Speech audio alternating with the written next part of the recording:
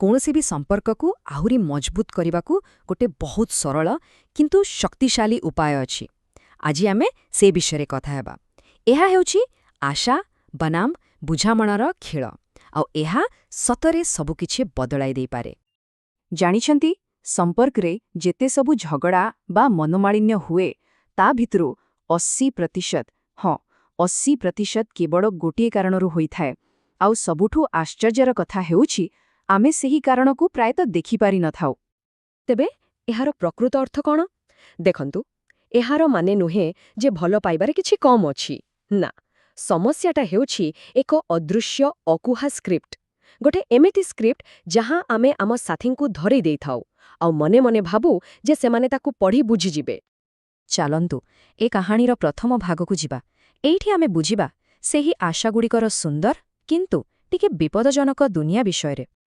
ଆମେ ସମସ୍ତେ ନା ନିଜ ମନ ଭିତରେ ଗୋଟେ ଆଶାର ରାଜ୍ୟ ତିଆରି କରିଥାଉ।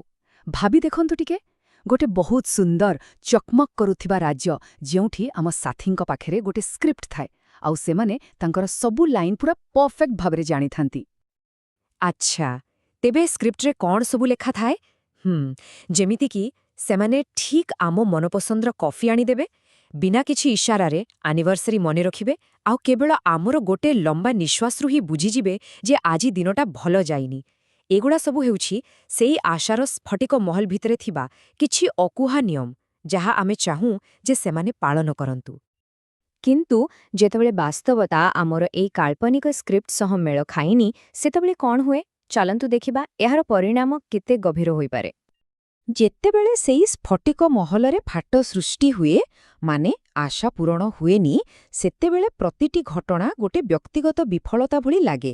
ମନକୁ ଆସେ ଯେମିତି କିଏ ଆମକୁ ନିରାଶ କରିଦେଲା କିମ୍ବା ଆମ ଉପରେ ଆକ୍ରମଣ କଲା ଭଳି ଅନୁଭବ ହୁଏ।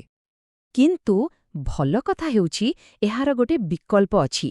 ଆସନ୍ତୁ ଗୋଟେ ନୂଆ ରାସ୍ତାରେ ଯିବା, ଯୋଉଟା ଅଧିକ ବାସ୍ତବ ଆଉ ସୁନ୍ଦର। ଏଇ ରାସ୍ତାଟି ହେଉଛି ବୁଝାମଣାର ବଗିଚା। ଏବେ ଦେଖନ୍ତୁ, ଏଇଠି ହିଁ ସବୁକିଛି ବଦଳିଯାଏ। ଗୋଟେ ପଟେ ଅଛି ସେହି କଠୋର ସ୍କ୍ରିପ୍ଟ, ଯାହା ସାଥୀଙ୍କୁ କେବଳ କହିଥାଏ ଯେ କ'ଣ କରିବାକୁ ହେବ। ଆଉ ଅନ୍ୟପଟେ ଅଛି ଗୋଟେ ମାନଚିତ୍ର। ଏହା କ'ଣ କରେ? ଏହା ଆମକୁ ସାଥୀଙ୍କୁ ଜାଣିବାକୁ, ତାଙ୍କୁ ବୁଝିବାକୁ ସାହାଯ୍ୟ କରେ। ଠିକ୍ ଯେମିତି ଆମେ ଗୋଟେ ନୂଆ ଜାଗାକୁ ବୁଝିବାକୁ ଚେଷ୍ଟା କରୁ। ଆସନ୍ତୁ ଏହାକୁ ଗୋଟେ ଉଦାହରଣରେ ଦେଖିବା। ଧରନ୍ତୁ, ଜଣେ ଆଶା ମନୋଭାବରେ କହିବେ, ସବୁବେଳେ ଫୋନରେ ଲାଗିଛ, ମୋ କଥା ତ କିଛି ଶୁଭୁନି। କିନ୍ତୁ ଯିଏ ବୁଝାମଣା ମନୋଭାବରେ ଥିବେ, ସେ କ'ଣ କହିବେ? ସେ କହିବେ, ଘରକୁ ଆସିବା ପରଠାରୁ ଦେଖୁଛି ଫୋନରେ ବହୁତ ବ୍ୟସ୍ତ ଅଛ, ସବୁ ଠିକ୍ ଅଛି ତ? ଦେଖିଲେ କଥା କହିବାର ଢଙ୍ଗ କେମିତି ବଦଳିଗଲା। ଏଇଟା ହିଁ ସବୁଠୁ ଗୁରୁତ୍ୱପୂର୍ଣ୍ଣ କଥା। କେବଳ କ'ଣ ହେଉଛି ତାକୁ ନ ଦେଖି ତା ପଛରେ ଥିବା କାହିଁକିକୁ ବୁଝିବାକୁ ଚେଷ୍ଟା କରିବା। ବୁଝାମଣା କେବଳ କାମକୁ ଦେଖେନି, ତା ପଛର କାରଣକୁ ଖୋଜେ। ଆଚ୍ଛା, ତେବେ ଯେତେବେଳେ ଆମେ ଏହି ପରିବର୍ତ୍ତନ ଆଣିଥାଉ, ତାର ଫଳ କ'ଣ ମିଳେ? ଆସନ୍ତୁ ଦେଖିବା। ଏହାର ଫଳ ହେଉଛି ଶାନ୍ତିର ଅମଳ। ଏହି ପରିବର୍ତ୍ତନର ଗୋଟେ ବହୁତ ସରଳ ସୂତ୍ର ଅଛି। ବୁଝାମଣାରୁ ଆସେ ସ୍ୱୀକୃତି, ଆଉ ସ୍ୱୀକୃତିରୁ ମିଳେ ଶାନ୍ତି। ଏତେ ହିଁ ସରଳ। ହେଲେ ଏଠି ସ୍ୱୀକୃତିର ଅର୍ଥ କ'ଣ? ଏହାର ମାନେ ହାର ମାନିଯିବା ନୁହେଁ, ବିଲକୁଲ ନୁହେଁ।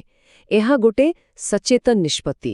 ମାନେ ମୁଁ ତୁମକୁ ସେମିତି ଦେଖୁଛି ଯେମିତି ତୁମେ ପ୍ରକୃତିରେ ଅଛ, ଆଉ ମୁଁ ମୋ ମନ ଭିତରେ କାଳ୍ପନିକ ଚରିତ୍ର ସହ ନୁହେଁ, ବରଂ ଏଇ ବାସ୍ତବ ମନୁଷ୍ୟଟି ସହ ଆମ ସମ୍ପର୍କକୁ ଆଗକୁ ନେବାକୁ ଚାହୁଁଛି।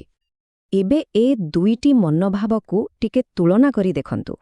ଯେତେବେଳେ ଆମେ ଆଶା ଭିତରେ ବଞ୍ଚୁ, ଆମ ଖୁସି ସର୍ତ୍ତମୂଳକ ହୋଇଯାଏ। ମାନେ ଆମ ଭାବନାର ରିମୋଟ୍ କଣ୍ଟ୍ରୋଲ ସାଥୀଙ୍କ ହାତରେ ଥାଏ। କିନ୍ତୁ ଯେତେବେଳେ ଆମେ ବୁଝାମଣାକୁ ଆପଣାଇ ନେଉ, ଶାନ୍ତି ଆମ ଭିତରୁ ଆସେ। ଏହା ଆମ ବୁଝିବାର ଓ କଥାବାର୍ତ୍ତା କରିବାର କ୍ଷମତାରୁ ହିଁ ସୃଷ୍ଟି ହୁଏ। ତେବେ ଚାଲନ୍ତୁ ଏସବୁକୁ ଏକାଠି କରି ଦେଖିବା ଓ ବୁଝିବା ଯେ ଏହି ପରିବର୍ତ୍ତନ କେମିତି ଆମ ସମ୍ପର୍କର ପୁରା ଖେଳକୁ ବଦଳାଇ ଦେଇପାରେ। ଏହି ଧାରଣାକୁ ନିଜ ଜୀବନରେ ପ୍ରୟୋଗ କରିବା ପାଇଁ ମାତ୍ର 4ଟି ସରଳ ପଦକ୍ଷେପ ଅଛି। ଷ୍ଟେପ୍ 1, ଅଟକି ଯାଆନ୍ତୁ। ଷ୍ଟେପ୍ 2, ମନ ଭିତରେ ଥିବା ସେହି ସ୍କ୍ରିପ୍ଟକୁ ତଳେ ରଖିଦିଅନ୍ତୁ। ଷ୍ଟେପ୍ 3, ତା ବଦଳରେ ମାନଚିତ୍ରଟିକୁ ଉଠାନ୍ତୁ। ଆଉ ସବୁଠୁ ଗୁରୁତ୍ୱପୂର୍ଣ୍ଣ ଷ୍ଟେପ୍ 4, ବୁଝିବା ପାଇଁ ଚେଷ୍ଟା କରନ୍ତୁ। ଆଉ ଗୋଟେ କଥା ମନେ ରଖିବା ଦରକାର। ଆଶାକୁ ବୁଝାମଣାରେ ବଦଳାଇବାର ଅର୍ଥ ନୁହେଁ ଯେ ଆମେ ଆମ ମାନଦଣ୍ଡକୁ କମ୍ କରୁଛୁ। ନା, ବରଂ ଏହା ଦୁହିଁଙ୍କ ଭିତରେ ଥିବା ସଂଯୋଗକୁ ଆହୁରି ବଢ଼ାଇଥାଏ। ଏହା କମ୍ ପାଇଁ ସନ୍ତୁଷ୍ଟ ହେବା ନୁହେଁ, ବରଂ ଏକ ଗଭୀର ସମ୍ପର୍କ ଗଢ଼ିବା। ତେବେ ଶେଷରେ ଗୋଟିଏ ପ୍ରଶ୍ନ ସମସ୍ତଙ୍କ ପାଇଁ। ଆମ ନିଜ ମନ ଭିତରେ ଥିବା କେଉଁ କାଳ୍ପନିକ ମହଲକୁ ଭାଙ୍ଗିଦେଲେ ତା ଜାଗାରେ ଗୋଟେ ସୁନ୍ଦର ବଗିଚା ତିଆରି ହୋଇପାରିବ? ଟିକେ ଭାବିବାକୁ ଚେଷ୍ଟା କରିବା।